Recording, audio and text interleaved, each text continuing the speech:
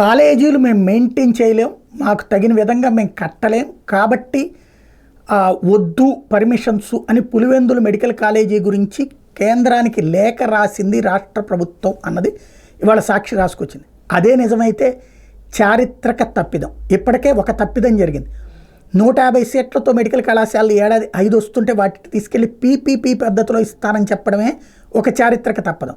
దానికి తోడు ఇప్పుడు 50 సీట్లు ఇవ్వడానికి కేంద్ర ప్రభుత్వమే ముందుకొచ్చిన వద్దని చెప్తే ఖచ్చితంగా చారిత్రక తప్పిదం, రాష్ట్రానికి జరిగే అతిపెద్ద ద్రోహం, దగా అవుతుంది.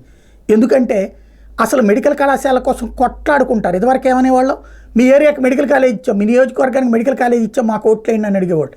అలాంటిది మెడికల్ కాలేజ్ వస్తే నియోజకవర్గం ఏంటి, జిల్లా గొప్పగా చెప్పుకునేటటువంటి దృష్టి ఉండి మెడికల్ కాలేజీలు ఇస్తానంటే గవర్నమెంట్కి వద్దని చెప్పడమే ఒక దుర్మార్గం అయితే, ఇప్పుడు అవి శాంతం వద్దని చెప్పడం, అది పీపీపీకి ఇస్తానన్నారు ఇప్పటిదాకా, ఇప్పుడు శాంతం వద్దని చెప్పారు అంటున్నారు. వద్దని చెప్పి ఉంటే, అట్లా అని ఉంటారని నేను అనుకోవట్లేదు, వద్దని చెప్పి ఉంటే మాత్రం ఖచ్చితంగా దగా చేసినట్టే రాష్ట్ర ప్రజల్ని.